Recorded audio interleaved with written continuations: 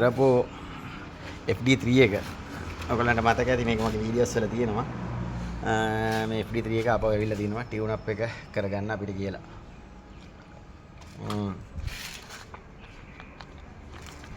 Carbon ප්‍රමාණය නම් සෑහෙන්න කාබන් බැඳලා තියෙනවා මේ ඉන්ජෙක්ටර්ස් වල ප්‍රධාන කාරණේ උනේ මේකේ මේ ඉන්ජෙක්ටර්ස් වල ඕරින්ග්ස් ටික සවුත් වෙලා ඉන්ජෙක්ටර්ස් ඕරින් වලින් මෙන්න මේ තියෙන්නේ මෙන්න මේ ඕරින්ග්ස් වලින් මෙන්න මේ පැත්තේ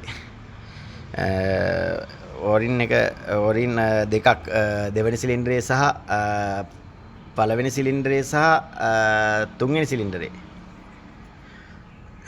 මේ හතරවෙනි සිලින්ඩරේ සහ දෙවෙනි සිලින්ඩරේ මෙන්න මේ දෙක මේ දෙකෙන් ඕරින් දෙක හොඳටම ඩැමේජ් වෙලා මේ පිටින් ටියුන් අප් එකට අමතරව ඔයගොල්ලන්ට පේනවද මේ වයරින් එකෙත් මේ ඉන්සුලේෂන් ටේප් ගැලවිගෙන එනවා මොකද එන්ජින් එකේ අධික උෂ්ණත්වයේ හින්දා වැඩ කරද්දී එන්ජින් ක්‍රියාකාරීත්වයේදී ඉතින් මේ කොටස් අධික ලෙස තාපයට භාජනය වෙනවා රත් වෙනවා ඒ රත් වෙන හින්දා ඇතර මේ ටේප් වල තියෙන ගම් එක මේ වාෂ්ප වෙලා ටේප් එකේ තියෙන මේ එක නැතුව යනවා. නැතුව ගිහිල්ලා මේ ඔයගලන්ට පේනවා ඉතින් මේ හොඳට ඉන්සුලේෂන් එක නැහැ. ඉතින් මේවත් මේ ටියුන් අප් එකට අමතරව මෙන්න මේ වගේ දේවල් දැක්කහමත් වැඩක් කරද්දී මේ අපේ වැඩ පුරුදු වෙන මල්ලිලාට මේ කියන්නේ දන්න අයට නෙමෙයි. ඉතින් මේ වගේ දෙයක් දැක්කොත් මේ ටේප් එකක් ගෙනලා ගහලා ලස්සන පිළිවෙලට වැඩේ කරන්න. රයිට්. ඔයගලන්ට පෙන්නන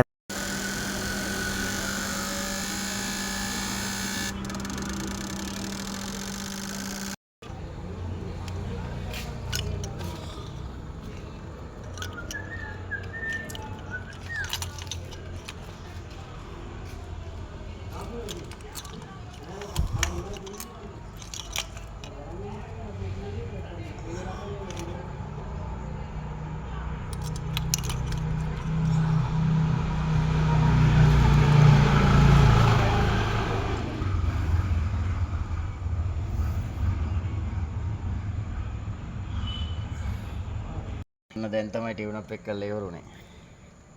සර්ප්‍රයිස්.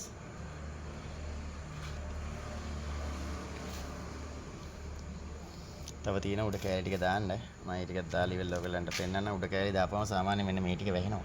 ඒකින්ද තමයි මේ වීඩියෝ කරගෙන පෙන්නන්නේ. මෙන්න මේ විදිහට තමයි මිස්ටර් හයිබ්‍රිඩ් එකේ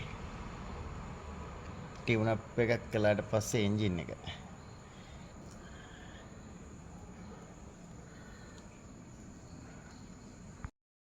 right මෙන්න FD3 එකේ finally look එක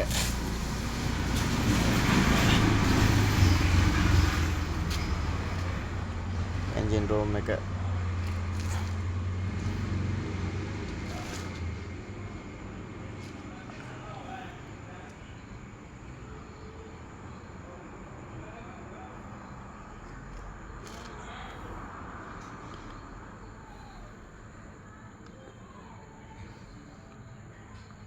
කොහමද